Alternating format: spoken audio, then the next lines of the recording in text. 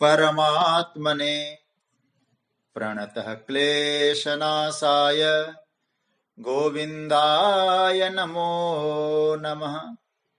नमः परमहंसास्वादितचरणकमलचिन्मकरन्दाय भक्तजनमानसनिवासाय श्रीरामचन्द्राय।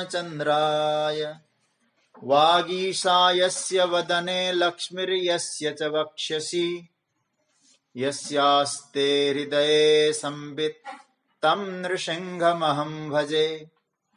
गुरुर्ब्रह्मा गुरुर्विष्णुर्गुरुर्देवो महेश्वरः गुरुसाक्षात् परब्रह्म तस्मै श्री गुरवे नमः। भगवत चरण कमलानुरागी सभी आत्मीय स्वजन प्रियजन, आप सभी को मेरा प्रणाम।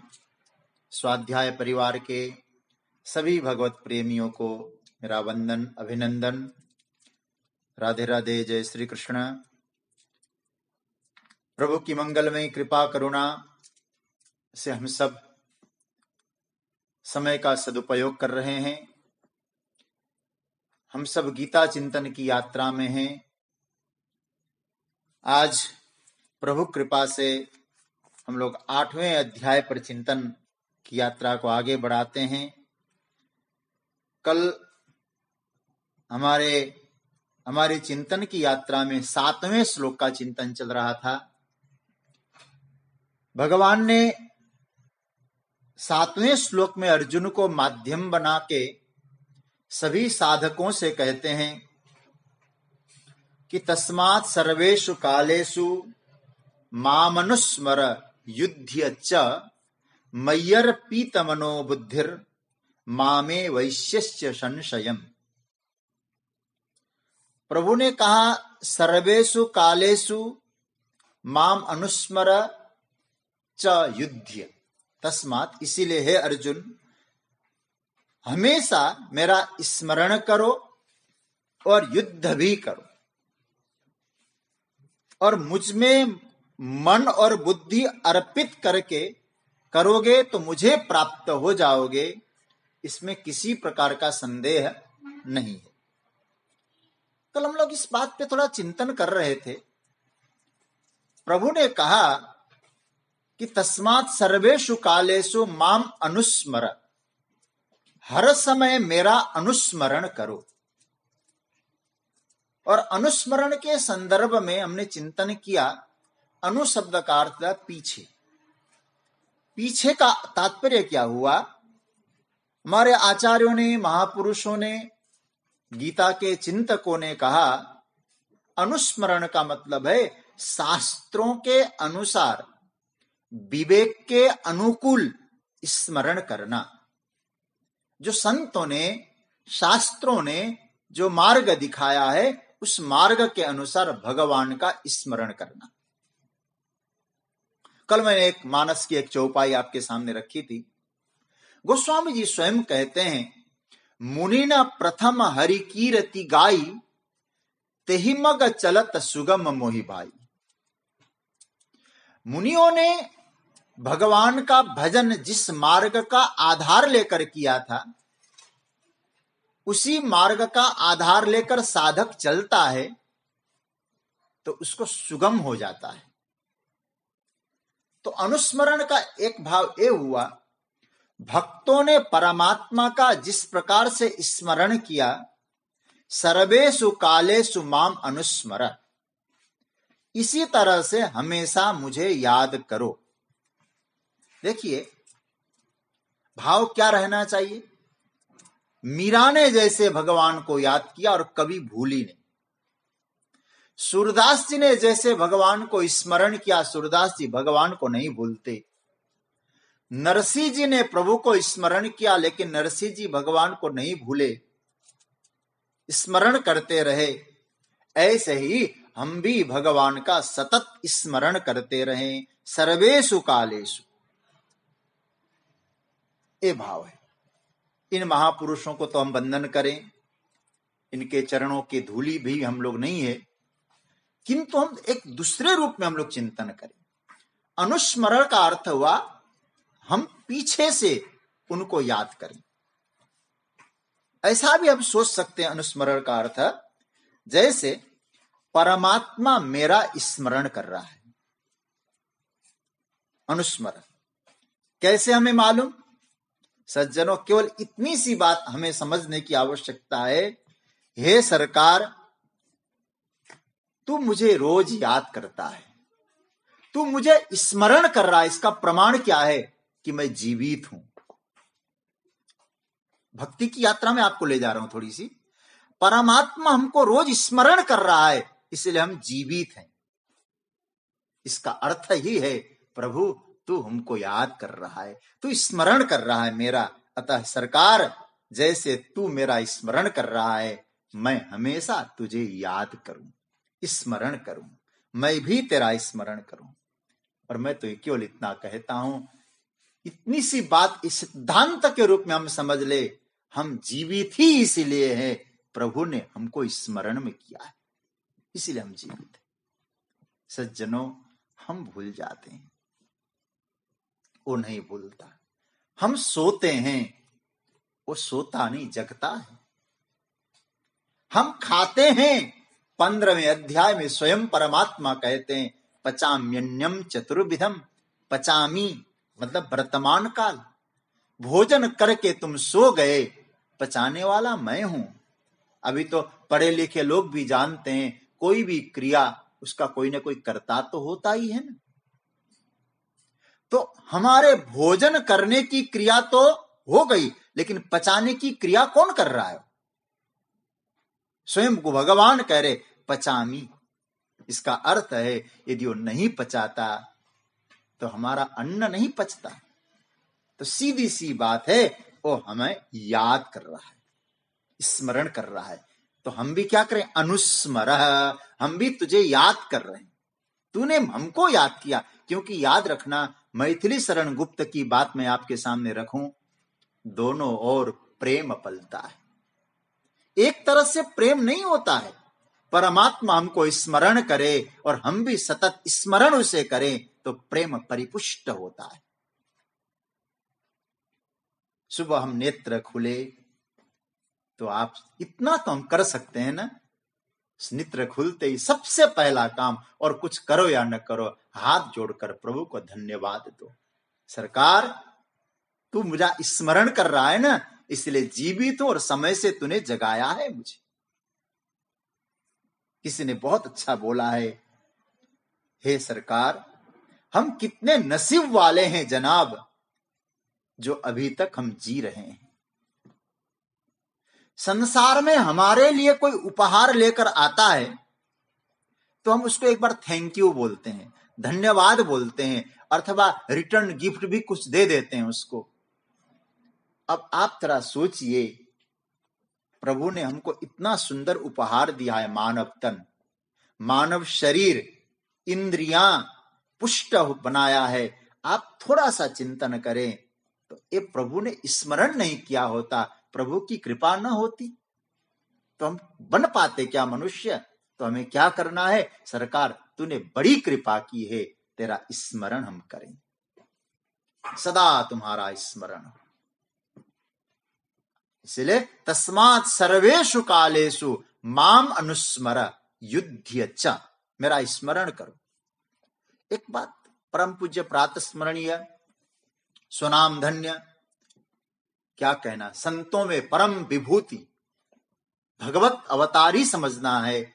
ऐसे परमात्मा के परम विभूति जिनके प्रति मेरी अनन्य निष्ठा है, पूज्यपाद स्वामी रामसुखदास जी महाराज। वो कहते हैं स्मरण 3 प्रकार के होते हैं, शायद आप लोगों ने पढ़ा भी होगा, बहुत सुंदर भाव है। कुछ बात मैं आपके सामने रखूं। 3 प्रकार का स्मरण: बोधजन्य स्मरण, संबंधजन्य स्मरण और क्रियाजन्य स्मरण। बड़ा सुंदर भाव है, समझने जैसा। अब ये तीनों को समझ लेंगे तो स्मरण की जो वास्तविकता है, स्मरण का जो स्वरूप है, हम समझ जाएंगे। सबसे पहला बोधजन्य स्मरण। बोध का मतलब होता है ज्ञान। कुछ चीजें ऐसी होती सज्जनों, हमें स्वतः बोध है, कोई हमको याद दिलाने की आवश्यकता नहीं रहती, स्वतः बोध है। जैसे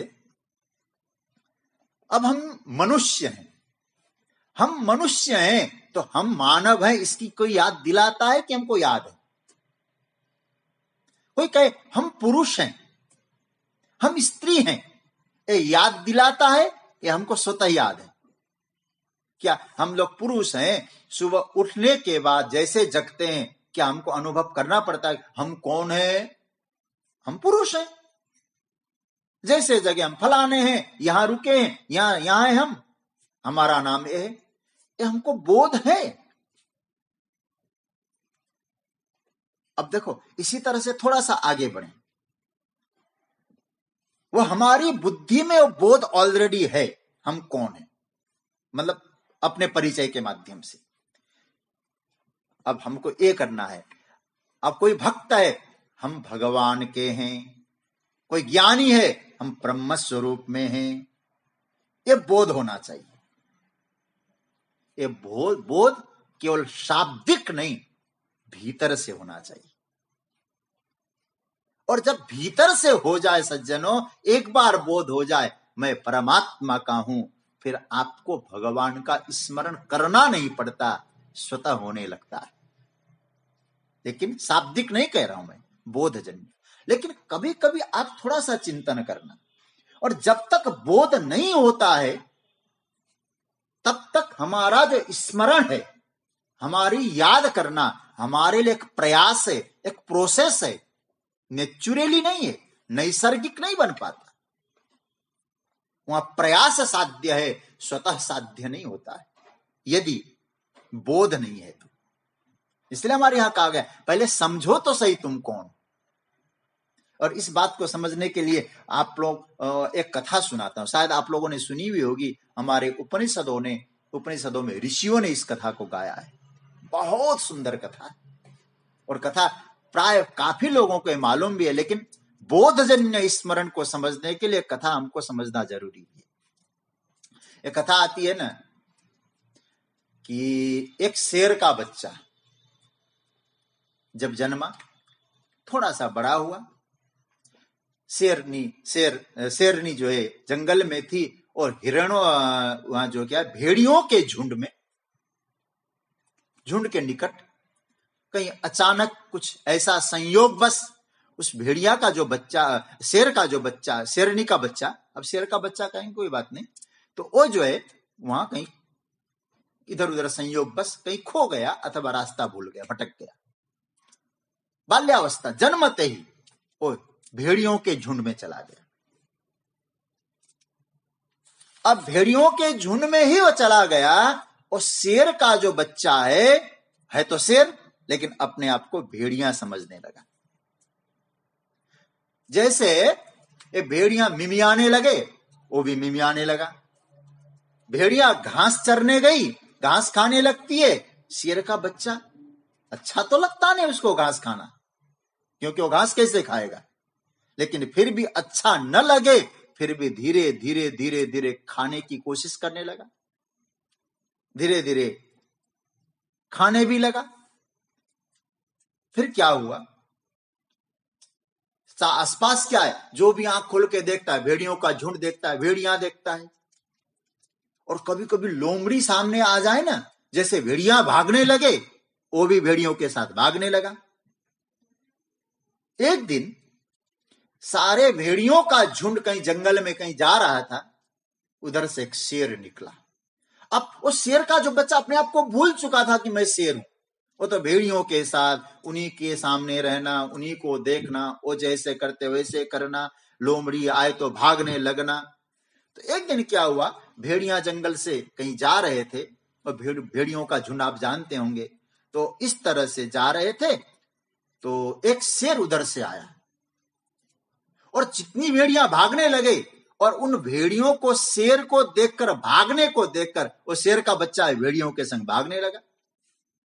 शेर ने देखा, लगता तो हमारे खानदान का है, शेर का बच्चा है लेकिन भेड़ियों के साथ भाग रहा है, हमारे खानदान का होकर हमसे ही डर रहा है।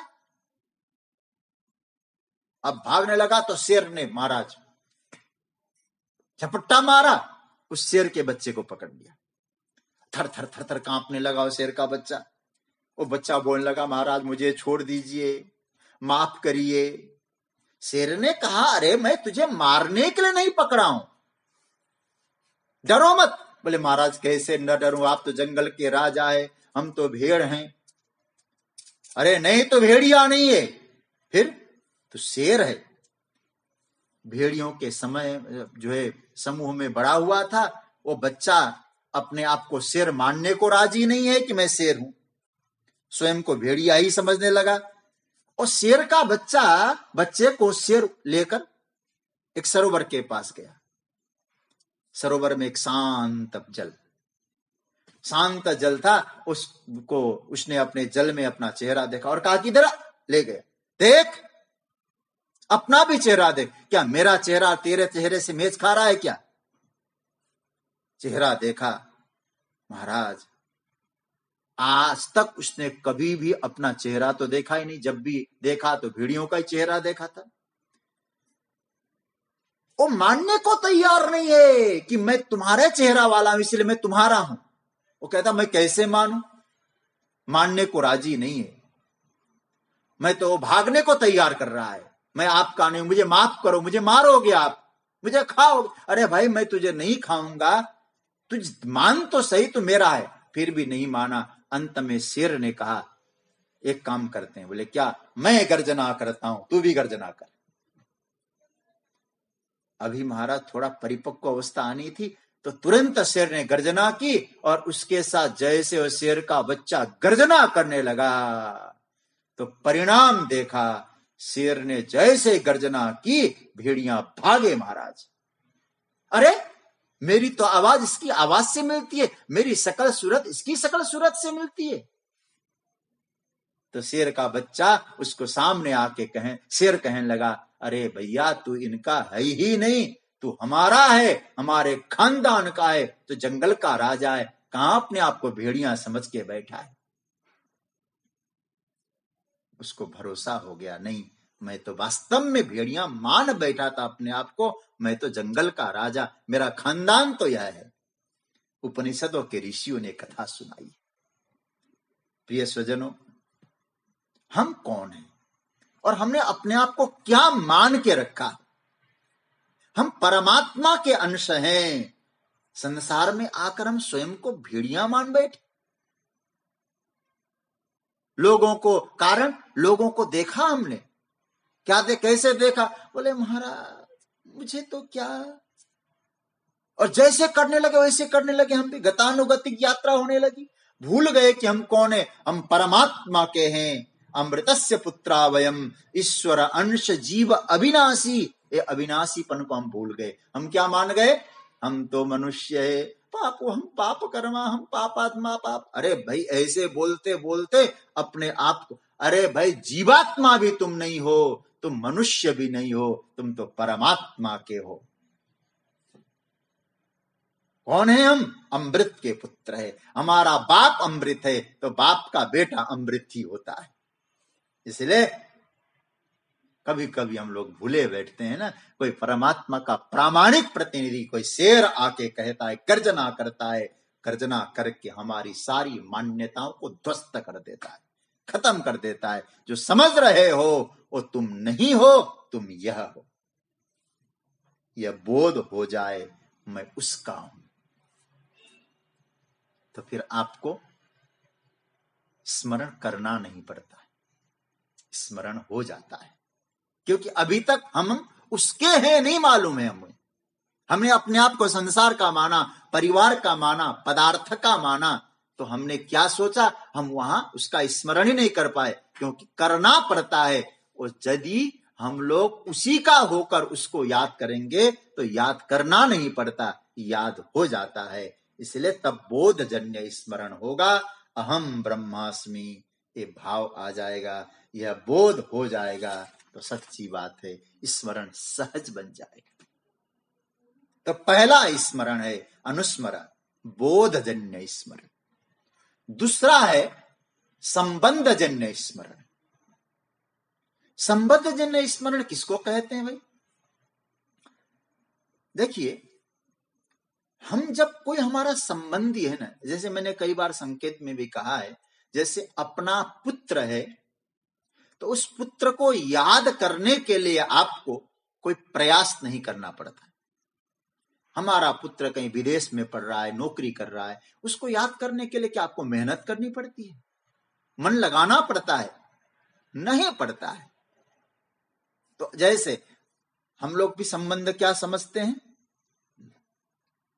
हमारा ये संबंध है, हमारा ये संबंध है, हमारा ये संबंध है, तो हमको याद करने में दिक्कत नहीं होती।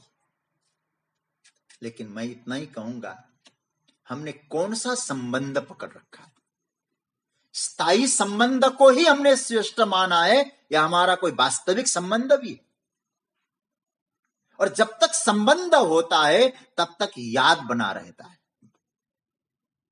एक छोटा सा उदाहरण से और इस बात स्पष्ट कर दूं। हमको कोई व्यापार करना था, तो व्यापार में एक व्यक्ति हमारा मित्र है, उससे हमने पार्टनरशिप कर लिया। अब पार्टनरशिप किया है तो भैया रोज काम का लेखा जोखा याद करना पड़ता, तैयार करना पड़ता है। सुबह उठते हैं, फोन की घंटी बजती है, उनसे बात करते हैं, व्हाट्सएप में मैसेज आते हैं, आज ये काम है। तो आप जब तक संबंध है तो आप याद करते हो, कैसे है, कैसा है, क्या है। कभी कभी बीच में बात बिगड़ जाती है, पार्टनरशिप में ऐसा कभी कभी होता है ना, तो हम लोग अलग हो गए, धीरे धीरे भूल गए। क्यों? संबंध टूट गया ना। और संबंध जब टूट जाता है तो धीरे धीरे धीरे धीरे स्मरण पूरा हो जाता है। ऐसे ही मैं शरीर हूं, मैं संसार का हूं, ये संबंध जन्य जो स्मरण है संसार के संबंध से होता है। और याद रखना, जब तक संसार से संबंध है तब तक है, और हमारा संबंध जन्म जन्मांतर से किसके साथ है? अब थोड़ा सा विचार करना, क्योंकि जो संबंध की बात आ गई तो हमने यदि परमात्मा से ही अपना संबंध जोड़ा, और हम तो एक बात और कहेंगे, भक्ति की यात्रा की चर्चा हो रही है तो मैं इतना ही कहूंगा, परमात्मा से कोई संबंध जरूर बनाना चाहिए। और आपको कहूं, शायद मैंने कभी कई कथा की यात्रा में बात कही होगी, आपको जो संसार में सबसे प्रिय लगता है वो संबंध, वो नाता और रिलेशन परमात्मा से जोड़ दीजिए। संबंध जन्य स्मरण होगा, क्योंकि संसार का संबंध छूट सकता है, वो नित्य है, शाश्वत है, वो कभी छूटने वाला नहीं। तो क्या होगा? ये प्रभु का जो संबंध है, परमात्मा के साथ जो हमारा संबंध है, ये संबंध नित्य संबंध है। ये संबंध यदि हो जाए तो अवास्तविक संबंध जो है वो गौण हो जाएगा और वास्तविक संबंध मुख्य हो जाएगा। और जीव मात्र का परमात्मा के साथ जो रिलेशन है ना, ये वास्तविक रिलेशन है। और हमें मालूम पड़ जाएगा, हमारा तो जन्म जन्मांतर का संबंध है इसके साथ, जन्म जन्म का साथ है, तुम्हारा हमारा, तुम्हारा हमारा। हे भगवान, तेरा और मेरा तो एक जन्म का नहीं, जन्म जन्म का साथ है, और वास्तविक जो संबंध है वो तेरे साथ है हमारा। ये भाव जब दृढ़ हो जाएगा तो फिर मैं आपसे कहूं, याद करूं, वह आपको फिर याद नहीं करना पड़ता। तो बोध जन्य स्मरण और श्रेष्ठतम स्मरण, सबसे श्रेष्ठ स्मरण है। संबंध जन्य स्मरण उससे थोड़ा सा सेकंड नंबर का है, फर्स्ट नंबर का बोधजन्य है। इसलिए सज्जनों, हम यदि बोध नहीं हो पाया तो संबंध जोड़ें।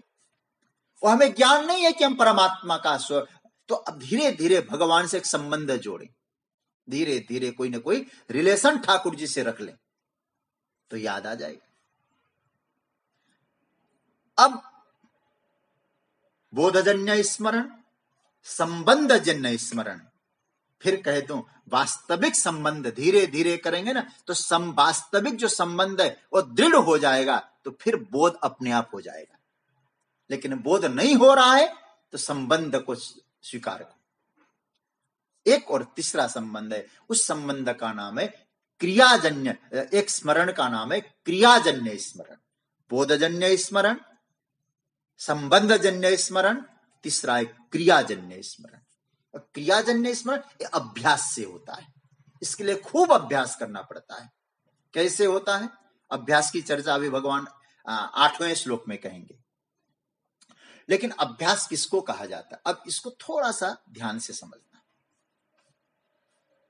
कोई व्यक्ति ड्राइव कर रहा है, गाड़ी चला रहा है। अब स्मरण शब्द पकड़ना थोड़ा सा याद। गाड़ी चलाता है, स्टीयरिंग हाथ में है, उसके पैर नीचे दोनों, कभी क्लच दबाना है, कभी ब्रेक दबाना है, कभी एक्सीलेटर दबाना है, उसको मालूम है। गियर भी हाथ में है, हॉर्न भी बजाता है, कहीं ब्रेक है, स्पीड ब्रेकर है, वहां रोकना है, कहीं हॉर्न देना है, वो सब क्रिया कर रहा है। उस सामने मालिक बैठे हो, कोई अपनी पत्नी बैठी हो, उससे बातचीत भी कर रहा है, व्यापार की भी चर्चा हो रही है। लेकिन आप जरा सोचिए, उसका स्मरण, उसका ध्यान कहां है? गाड़ी चलाने में। भूलता नहीं हो, बात भी कर रहा है और आंखें उधर है तो देख भी रहा है, और पीछे से हॉर्न बजाता है तो सुन भी रहा है। लेकिन फिर भी सब कुछ होते हुए भी उसका ध्यान कहां है, उसका स्मरण कहां है? अपने कर्म में, गाड़ी चलाने में। कल मैंने एक बात कही थी ना, नारियां अपने कलश को लेकर, इस जो है घड़े को लेकर चलती है, बातचीत करती है, लेकिन घड़ा यहीं रहता है। एक मैंने अपनी आंखों से देखा है। चित्तौड़गढ़ में मेरी कथा थी और बहुत लंबी शोभा यात्रा थी। पहले उन्होंने रथ मंगाया कि भाई महाराज जी को रथ में बिठा। मैंने कहा नहीं भाई, हम पैदल चलेंगे। और एक महिला ने, वो पुरुष थे, इतना सुंदर नृत्य कर रहे थे। करीब 1.5-2 घंटा लगातार शोभा यात्रा चली, 2 घंटे करीब कलश यात्रा। उस कलश यात्रा में मैंने देखा एक बड़ा सा घड़ा सर पे लिए हुए ऐसे ऐसे नाचते हुए जा रहे हैं लोग, उनके घड़े पे पैसे वैसे डाल रहे हैं, लेकिन उन घड़ा हिलता है, इधर आदमी हिलता है, नाच रहा है, लेकिन घड़ा ज्यों का त्यों है। तो एक क्रियाजन्य स्मरण है। कैसे? बोले कर्म हो रहा है, नाचने का, देखने का, पैसे मांगने का, लेकिन ध्यान कहां है? घड़े पर। तो तीसरा जो स्मरण अभ्यास जन्य है। हम इसलिए भगवान क्या कहते हैं? अर्जुन युद्ध करते हुए, युद्ध कर मेरा स्मरण करते हुए। अरे भाई, वो भगवान का स्मरण करते, घड़े को याद करके नाच सकता है, मालिक से बात करते हुए गाड़ी चला सकता है, तो इसका मतलब है गाड़ी चलाना मुख्य, मालिक से बात करना इतना मुख्य नहीं। तो कहने का तात्पर्य है, मुख्य क्या है? भगवत स्मरण। प्रत्येक कर्म में परमात्मा को याद रखना। इस प्रकार जब स्मरण करता हुआ, भगवान कहते तस्मात् सर्वेषु कालेषु क्रियाजन्य, सबसे पहला बोधजन्य, सेकंड में संबंधजन्य, थर्ड में क्रियाजन्य। क्रियाजन्य स्मरण अभ्यास से होता है, धीरे धीरे संबंधजन्य बन जाए, फिर बोधजन्य हो जाए। इस प्रकार स्मरण करता हुआ युद्ध च, तो युद्ध कर। कई बार मन में इसीलिए आता है ना, भगवान को याद करते हुए कैसे भाई हो सकता है युद्ध? इधर राम राम जपे या युद्ध करें, कृष्ण कृष्ण जपे या युद्ध करें, उस समय कैसे भगवान को याद कर सकते हैं? भगवान कहते हैं नहीं, स्मरण का अर्थ है कि जो नट की तरह, जो ड्राइवर की तरह, जो स्त्रियों की तरह जो मूल अपना है उसको नहीं भूलना, वही तो स्मरण है। कर्म करते हुए उसको मत भूलना।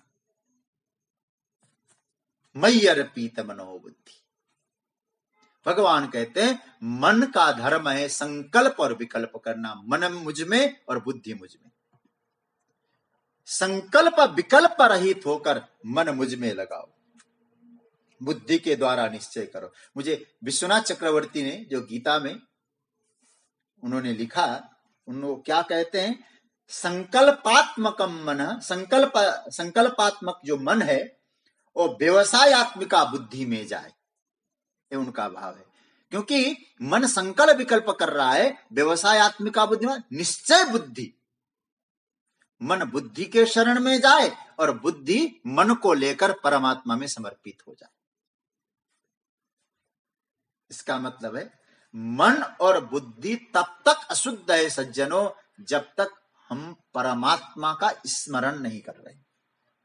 मन की शुद्धि और बुद्धि की शुद्धि भगवत स्मरण में, और भगवत विस्मरण ही मन और बुद्धि की अशुद्धि है। भगवान यही कहना चाहते हैं, मन मुझे समर्पित कर, मय्यर्पित, मुझे, मई मतलब सप्तमी विभक्ति है, मुझ में ही मन समर्पित कर। सारा प्यार जो मन में है वो भगवान को उड़ेल कर रख दो। तो मय्यर्पित मनोबुद्धि, देखो यहां मय्यर्पित मनोबुद्धि में यहां युद्ध शब्द, ऐसे यहां परस्मै पद युद्ध नहीं होता है। युद्धस्स तो चलेगा, युद्ध शब्द पाणिनि जी के व्याकरण के अनुसार, पाणिनि जी शायद भगवान से पूछने भी गए होंगे, महाराज ये आप क्या बोल रहे हैं, युद्ध शब्द कैसे बनेगा, या परस्मै पदी कैसे बना दिया आपने। तो हमारे आचार्यों ने कहा यहाँ युद्ध शब्द परस्मै पदी इसलिए भी बना दिया, युद्ध मतलब युद्धस्व। क्यों बोले, तो अपने लिए नहीं, मेरे लिए कर। जो कर्म कर रहा है अपना समझ के मैं कर रहा हूं करेगा तो फिर बंधन हो जाएगा, मेरा स्मरण करके करेगा तो कर्म भी मेरे लिए हो जाएगा। मन बुद्धि और कर्म। अब एक और आपको बात कहूं, वेदांत के अनुसार थोड़ा चिंतन करते हैं। बुद्धि मुझ में, मेरा स्मरण करके कर्म करोगे तो कर्म भी मुझ में ही समर्पित हो जाएगा। इसको ऐसे समझना। देखो यहां तीन बातें आ गई, मय्यर्पित मनोबुद्धि और सतत परमात्मा का स्मरण, और क्या है, युद्ध। ध्यान देना, मन बुद्धि कर्म। अच्छा, मन परमात्मा से मिल जाए तो क्या मिलेगा आपको, मन भगवान से मिले तो आपको जो मिलेगा उसका नाम है आनंद, खुशी, सुख। अच्छा, बुद्धि भगवान से मिले तो आपको ज्ञान होगा, क्योंकि बुद्धि में ज्ञान है। और कर्म परमात्मा से मिल जाए तो सत्य मिलेगा आपको।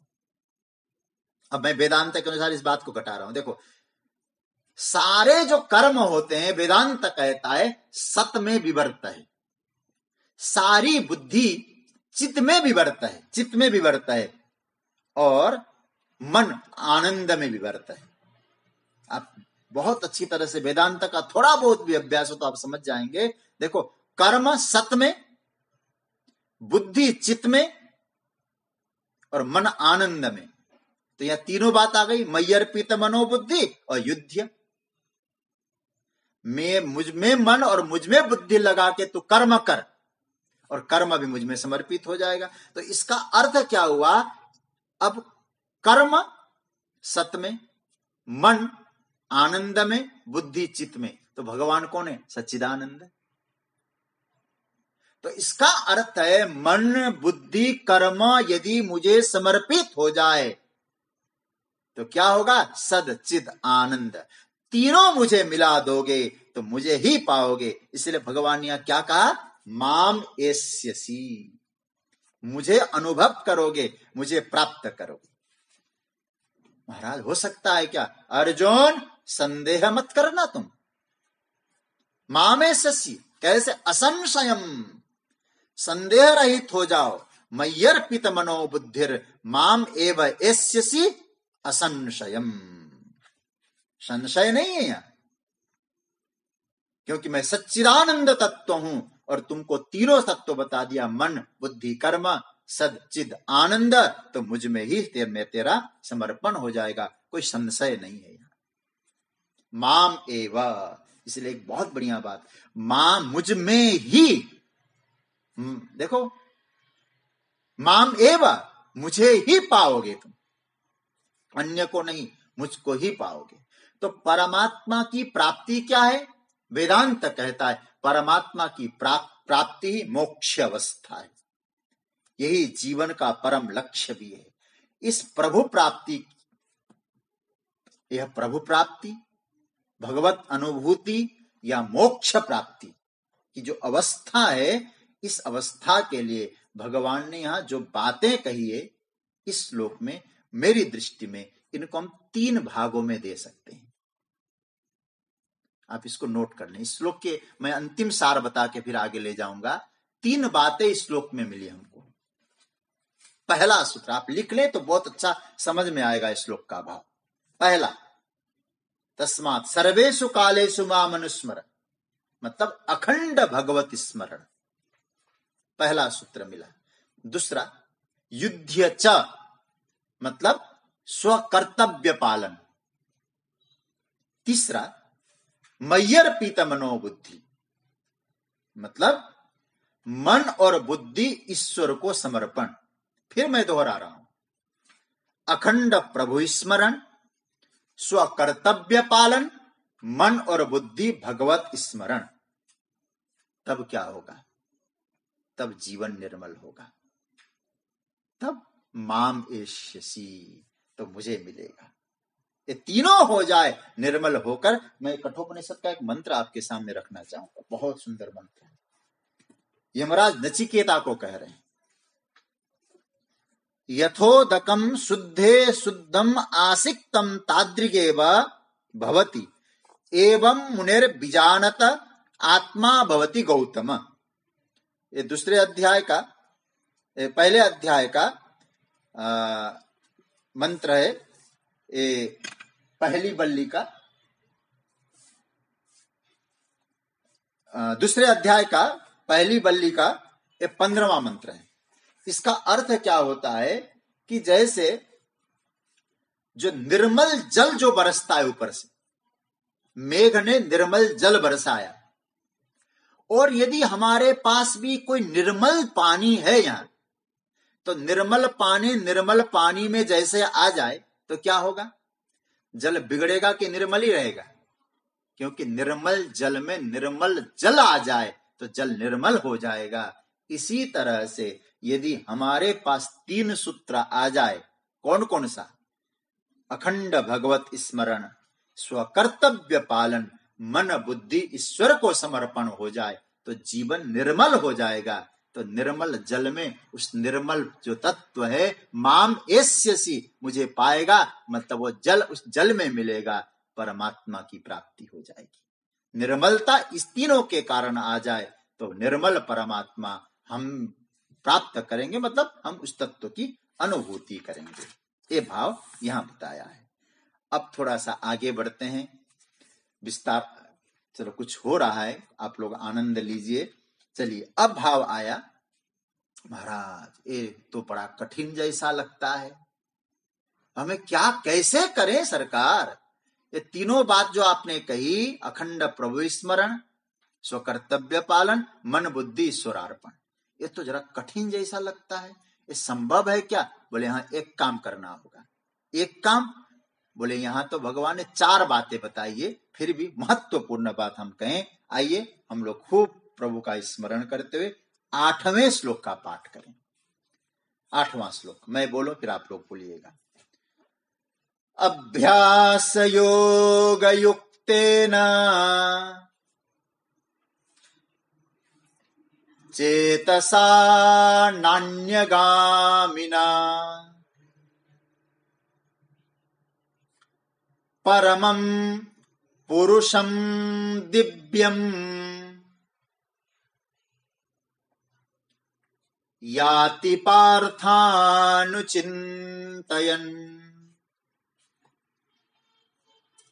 प्रभु कह रहे हैं, पार्थ, अभ्यास योग युक्तेन न अन्यगामिना चेतसा अनुचिन्तयन् परमं दिव्यं पुरुषं याति।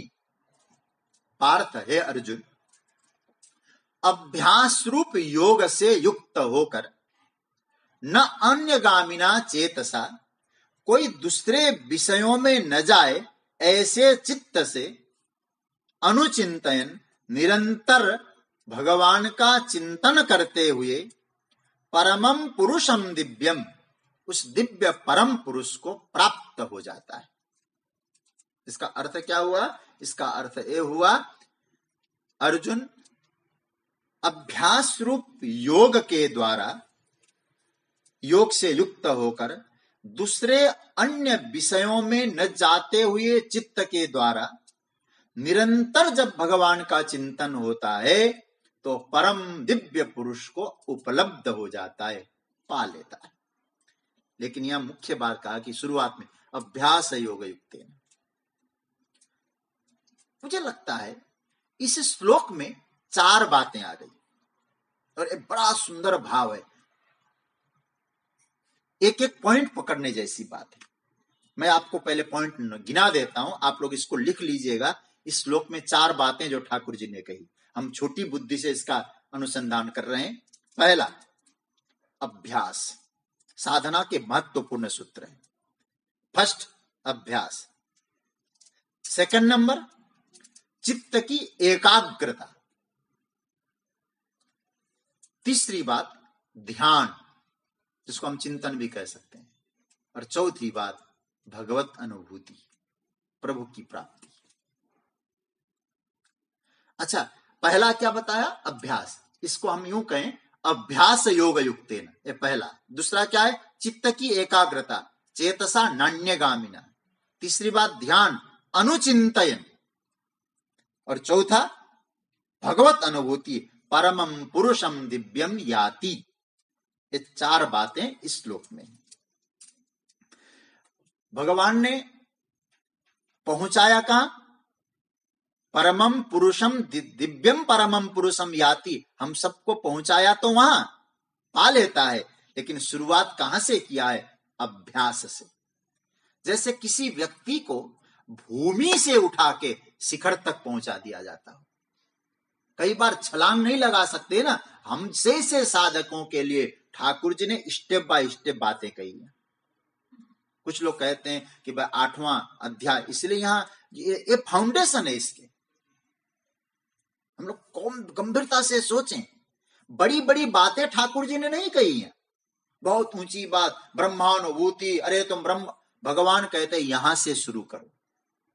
जो कठिन लग रहा है अर्जुन को, अर्जुन मानो कह रहा कठिन है, भगवान कहते कठिन तो मान लोगे कठिन है, लेकिन यहां से धीरे धीरे 4 बातें, अभ्यास, चित्त की एकाग्रता, ध्यान, तब परम तत्व की अनुभूति। आइए थोड़ा सा चिंतन करें, जहां तक पहुंच पाएंगे। प्रयास तो करूंगा इसको पूरा करें, लेकिन जैसा भी हो। देखिए, अभ्यास से युक्त, अभ्यास योग युक्तेन। पहला सूत्र है अभ्यास शब्द को समझना। हम लोग अभ्यास शब्द का अर्थ करते हैं दोहराना। किसी चीज को बार बार दोहराने का नाम अभ्यास है। बार बार हम लोग दोहराते हैं, उसको कहते हैं अभ्यास। अब आप गंभीरता से सोचिए, हमको जो कुछ जानकारी हमने जुटाई है, क्या अभ्यास से नहीं जुटाई है क्या? हमको कुछ मिला है तो अभ्यास से ही तो मिला है। हमने जन्म लिया, कुछ बड़े हुए, ये कौन है? ये माँ है।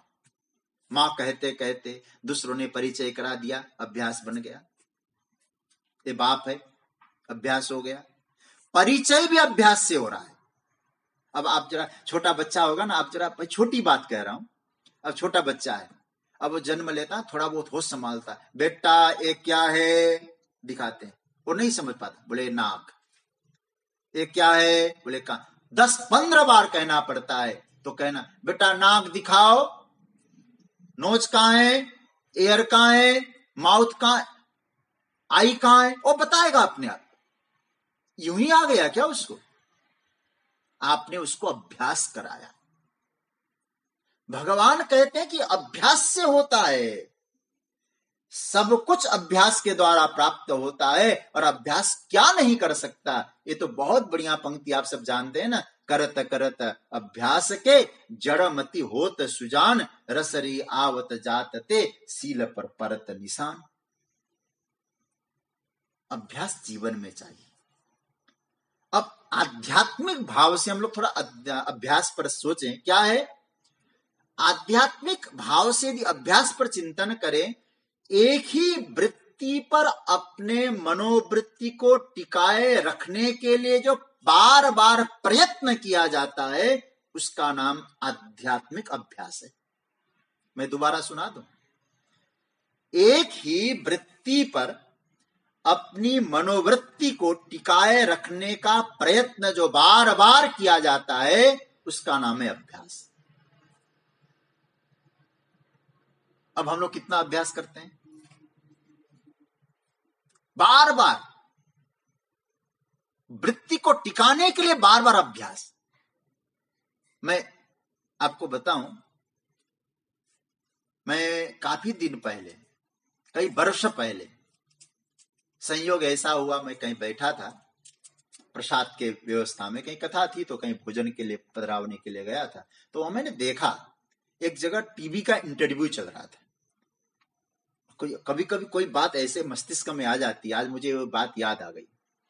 तो मैंने वहां देखा, सुना, उनका इंटरव्यू आ रहा था। जो बहुत अच्छा तबला बजाते हैं ना, उस्ताद जाकिर हुसैन, वाह ताज वाले, बाल भी जिनके ऐसे ऐसे, उनका इंटरव्यू, कोई बात बड़े अनुकरणीय लगता है। तो उनको बताया, पूछा गया कि आप जो है कैसे तबला सीखें और कैसे तबलिस्ट है महाराज, विश्वविख्यात। उन्होंने बताया कि मेरे पिताजी अल्लाह रखा साहब, वो कहते थे कि तुम तबला सिखाया और कहा कि एक बड़ी सी मोमबत्ती जला देते थे। वो मोमबत्ती जला दिया और कहा कि तबला बजाओ।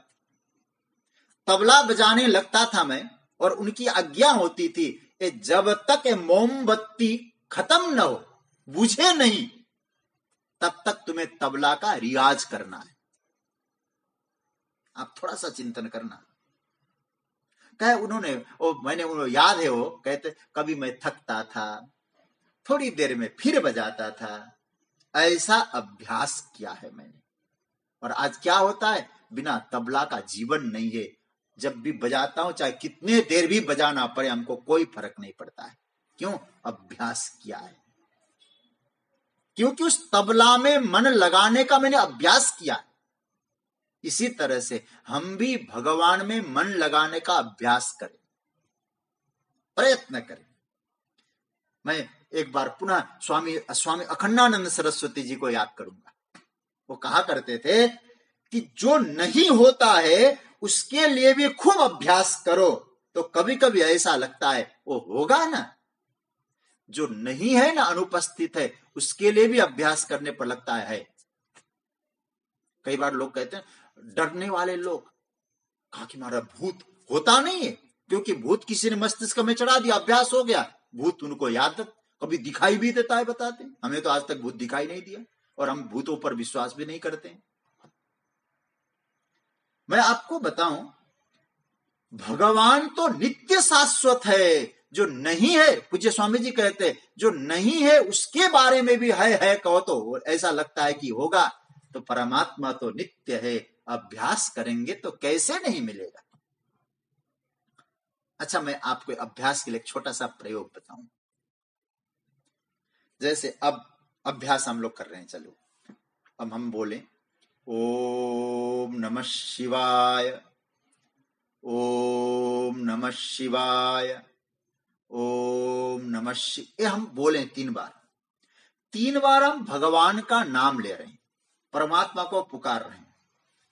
अच्छा, गंभीरता से आप सोचिएगा जरा, आंख बंद करके खूब प्रेम से 3 बार बोलिएगा, ज्यादा लंबा नहीं, केवल 3 बार। पहले आप अनुभव करेंगे इन 3 बार में जो बीच में जो गैप है ना, उन गैप में अन्य वृत्ति नहीं आएगी। फिर ये 3 बार के धीरे धीरे अभ्यास करेंगे तो 3 की जगह फिर बढ़ाइए। अब 3 में आपको गैप नहीं लगा, ओम नमः शिवाय, फिर 4 बार करिए, फिर 5 बार करिए, फिर 11 बार उसको जपिए। इसमें पारंगत हो जाए फिर आगे बढ़िए। हम लोगों ने नियम क्या बनाया है, हम जो नियम बनाना चाहते हैं ना, अभ्यास करना भी चाहते हैं ना, एक साथ सब कुछ उड़ेलना चाहते, सब कुछ एक ही बार में हो जाए। मतलब अभी कुछ नहीं चाहे, हम तो सीधा ब्रह्म ही पाना चाहते और कुछ नहीं चाहिए हमको। न अंतकरण की शुद्धि करनी है, न साधन भजन करना है, न जप करना है, न कुछ करना है। हमको तो डायरेक्ट परमात्मा की अनुभूति हो जाए।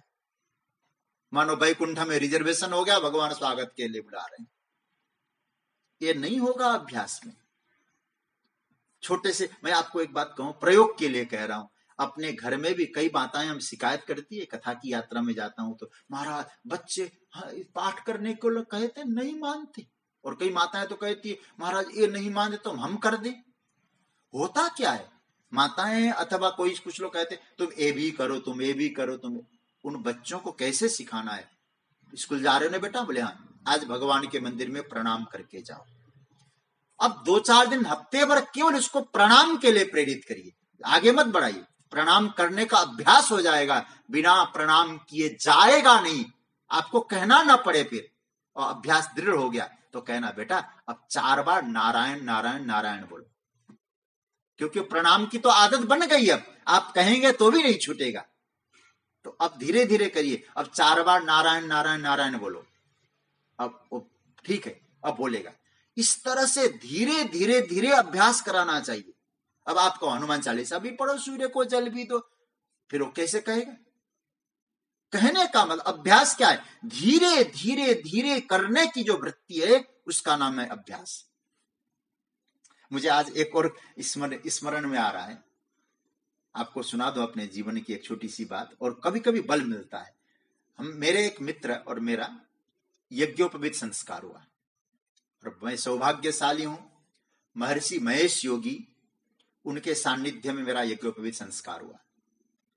तो वहां एक बड़े अच्छे विद्वान महापुरुष ने हमको गायत्री मंत्र दिया। मेरे और एक मेरे मित्र थे, बाल्यावस्था थी, 14 साल की अवस्था में।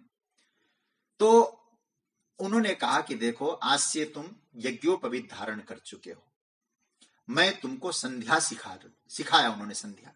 और संध्या बंदन सिखाने के बाद हमको कहा कि देखो प्रतिदिन 1 माला गायत्री जप लिया करो। बड़े अच्छे गुरुजी। तो मैंने कहा ठीक है हम लोग करेंगे। लेकिन हमारे मित्र थोड़ा चतुर थे, और कभी कभी चतुराई गड़बड़ कर जाती है। बोले नहीं नहीं गुरुजी, हम 3 माला जपा करेंगे। हमने तो कहा कि नहीं, अब हम बोले क्यों। 1 माला मिल गई हमको, कहा कि इस माला में जप लिया करो। वो कहते मैं 3 माला जपूंगा, और हम एक ही कमरे में रहा करते थे। और हम तो अपना संध्या किया, 1 माला जप लिया, और 1 माला जपने के बाद हम आते थे उनके पास, जब बैठ जाते थे ना, तो बीच बीच में हम तो अपना काम करके कुछ पाठ कर लेते थे, और उनको लगता था कि क्या हो गया, जल्दी हो जाता है। और बीच बीच में अपनी जो माला है ना, गौमुखी से बाहर निकाल के देखते थे। मैं कहता भैया क्या कर रहे हो तुम? बोले हमारा जो माला का जो सुमेरु है ना, वो कहाँ है अभी। जपते जपते उनको लगता था कब सुमेरु में पहुंचेंगे हम। तो मैं उस समय, आज मुझे याद आता है कि भैया अभ्यास एक साथ ज्यादा नहीं होता है, अभ्यास धीरे धीरे होता है। इसलिए अभ्यास योग युक्ते न, अभ्यास रूप योग से युक्त हो जाओ। और याद रखना, मैं इस बात को क्या, जितना हो सके धीरे धीरे अभ्यास करिए। अच्छा, भोजन का आपको बहुत अच्छा स्वाद, जिस भोजन में आपको बहुत स्वाद मिलता है, आप जरा सोचिए उस भोजन का ढेर लगा दो, शायद आपको इतना स्वाद नहीं मिलेगा। धीरे धीरे धीरे धीरे लेते रहेंगे, रस आने लगेगा आपको। थोड़ा सा दो, फिर दो। ऐसे ही भगवत स्मरण का अभ्यास है। धीरे धीरे अभ्यास हो, वृत्ति टिकने लग जाएगी। जप संख्या को भी धीरे धीरे बढ़ाइए। और मैं आपको एक बात कहूं, बढ़ाने की भी जरूरत नहीं, अपने आप बढ़ जाएगी। अपने आप बढ़ने लगेंगे जब आपको साधन करने में स्वाद मिलेगा। आपको नहीं कहना पड़ेगा लगो, क्यों नहीं लगते आप? नहीं लगते। आज मुझे एक ने, मैं नाम नहीं लूंगा, किसी ने फोन किया था, कहा कि मैं इनको कितना कहती हूं कि मानते नहीं। और फिर उन्होंने बाद में हमको आज फोन किया, कहते हो महाराज अभी तो बड़े अच्छी तरह से चर्चा भी सुन रहे हैं और अच्छा भी लग रहा है। अब लाइव तो नहीं सुनते हो, लेकिन बाद में बहुत अच्छी तरह से सुनते हो आपकी कथा को। मैंने कहा कि आप ज्यादा उनको ये करो वो करो नहीं, धीरे धीरे धीरे, अब एक बार लत लग जाएगी ना फिर छूटेगा नहीं, धीरे धीरे अभ्यास हो। और सच्ची बात, जहां स्वाद मिलता है फिर वहां अभ्यास करते समय थकान नहीं होता है। जिस चीज में स्वाद नहीं होता ना वहां थकान होता है, उबाऊ जैसा लगता है। जब अभ्यास दृढ़ हो जाए उसमें रमने का मन होता है, और जब अभ्यास दृढ़ होने लगता है एक तत्व में, तो दूसरा तत्व चालू होता है, चित्त की एकाग्रता। इसलिए मैंने पहला सूत्र क्या बोला, अभ्यास। दूसरा सूत्र है चित्त की एकाग्रता। चित्त की एकाग्रता को ठीक करने के लिए एक ही तत्व में हम अभ्यास को दृढ़ बनाने की कोशिश करें। तब भगवान कहते चेतसा नान्यगामिना, ये दूसरा सूत्र है। अभ्यास जब परिपक्व हो जाएगा फिर आपका चित्त स्वतः एकाग्र होने लग जाएगा। ये साधना का क्रम है, उसी में लगने लगेगा मन। अब हमारा मन अन्यगामी नहीं होगा। इसलिए यहां सूत्र क्या दिया भगवान ने, एक महत्वपूर्ण श्लोक पे चर्चा हो रही है, ध्यान से समझना। भगवान कहते अभ्यास योग युक्त न, पहला सूत्र चेतसा नान्यगामिना, हमारा चित्त अनन्यगामी हो, अन्यगामी न हो। अन्यगामी और अनन्यगामी, न अन्यगामी, ना अन्यगामी न बने चित्त। अन्यगामी का अर्थ क्या होता है, यहां गया वहां गया, ए गया ओ गया। क्योंकि हमने अभ्यास अच्छी तरह से परिपक्व नहीं किया ना, तो इधर उधर मुंह मारता है। जैसे बकरी यहां से चरती है, वहां जाती है, वहां से चरती है। इसलिए बकरी के विषय में क्या, पल्लवग्राही ज्ञानम ही उपहासाय कल्पते, ये पल्लवग्राही नहीं। तो इसका मतलब है चित्त को एकाग्र करने के लिए एक वृत्ति में मन को टिकाने का अभ्यास तो करना चालू करो। आपके चित्त की वृत्ति एकाग्र हो जाएगी तो आपके जीवन में एकाग्रता सद जाएगी। लेकिन चित्त को अनन्यगामी बनाना, न अन्य इति अनन्य। हमारा मन, हमारा चित्त किसी और का नहीं है, किसी और विषय में नहीं, केवल एक का होना है, उसी में रमना है, तो जीवन में एकाग्रता सद जाएगी। तो ये पहला सूत्र की चर्चा हुई। पहला सूत्र हमने बताया कि अभ्यास योग युक्तेन, दूसरा सूत्र आएगा चित्त की एकाग्रता, चेतसा नान्यगामिना। फिर आएगा हमारे जीवन में ध्यान, फिर आएगा परम तत्व की अनुभूति। इस श्लोक में 4 सूत्र बताए। आगे की चर्चा हम लोग कल करेंगे। आज की चर्चा यहाँ विराम। कृष्णाय वासुदेवाय हरे परमात्मने प्रणतक्लेशनाशाय गोविन्दाय नमो नमः। ओम शांति शांति शांति।